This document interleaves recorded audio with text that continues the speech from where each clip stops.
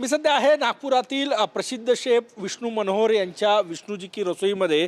एकीकडे महाराष्ट्रात व्यावसायिक सिलेंडर मिळत नसल्यामुळे काही हॉटेल्स बंद झाले, काहींना तारेवरची कसरत करावी लागत आहे।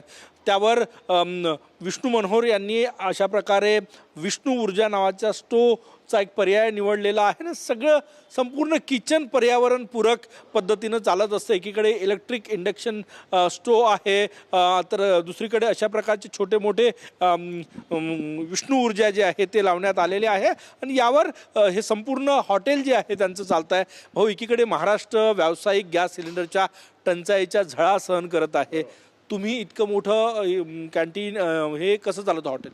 काही नाही, नियोजन जर असेल व्यवस्थित तर तुमचं रेस्टॉरंट व्यवस्थित चालू शकतं। आणि काही गोष्टी ज्या असतात की त्याला गॅसशिवाय पर्याय नाही, तर तेवढा गॅसचं उपलब्ध आहे की तुम्ही ज्या पर्यायी वस्तू आहेत की जसं समजा एखादा फ्लॅम्बे द्यायचा आहे फ्राय पॅनवर, तेवढा गॅस तुम्ही वापरू शकता। त्याच्यानंतर तुमच्या पोळ्या ज्या आहेत त्या कोळशाच्या चुलीवर होऊ शकतात। तंदूरवर तुम्ही कसं करता, तुम्ही काय करता? आम्ही काय करतो की आम्ही आता ही विष्णू ऊर्जा जी चूल आहे त्याच्यावर ग्रेव्हीज वगैरे हे सगळं तयार करतो। त्याच्यानंतर इंडक्शन आहे आपल्याकडे, तर इंडक्शनवर सकाळपासून आम्ही वरण जे छान त्याच्यामध्ये शिजल्या जातं, भात आहे तो त्याच्यामध्ये शिजल्या जातो। त्याच्यानंतर ग्रेव्ही फोडणी दिल्यानंतर ग्रेव्ही ठेवून द्यायची, ती त्याच्यावर व्यवस्थित शिजल्या जाते। आणि त्याचं दुसरं एक चांगलं कारण असं आहे की त्याच्यामध्ये जळत नाही, काही डायरेक्ट हीट हे नसल्यामुळे। हॉटेल बंद करायला लागले लोक, सिलेंडर मिळत नाही, त्यांना काय सांगणार? चुकीचं आहे की तुम्ही जर नियोजन केलं तर तुमचं रेस्टॉरंट बंद होण्याची वेळ येणार नाही। छान मोठे आजकाल राईस कुकर्स येतात जे इलेक्ट्रिकवर चालतात, त्याच्यामध्ये तुम्ही भात बनवू शकता। अगदी 8-8 लिटरचे असे राईस कुकर्स असतात।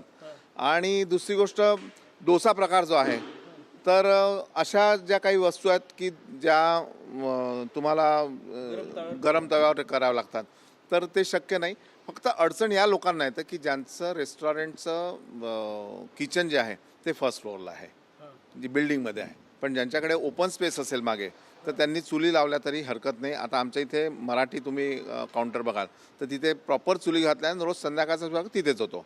काही लोकांना अडचणी येत आहेत, अनेकांनी हॉटेल्सही बंद केले, परंतु या सगळ्या टंचाईच्या स्थितीत विष्णू मनोहर प्रसिद्ध शेफ आहेत, त्यांनी त्यांचं ओपन किचन आहे संपूर्ण, त्यामुळे काही चुलीवर, काही अशा प्रकारे विष्णू ऊर्जा नावाची ही चूल मांडलेली आहे जी बायोगॅसच्या ज्या पॅडल्स असतात, कांड्या असतात त्याच्यावर चालत असते। काही इलेक्ट्रिक इंडक्शन्स लावलेले आहे। अशा प्रकारे कुठलीही झळ बसू दिलेली नाही त्यांनी, आणि आपलं विष्णूजी की रसोई हे रेस्टॉरंट जे आहे ते सुरळीतपणे सुरू आहे या टंचाईतही। कॅमेरामॅन सचिन सयामचा गजानन उमाटे, TV9 मराठी, नागपूर।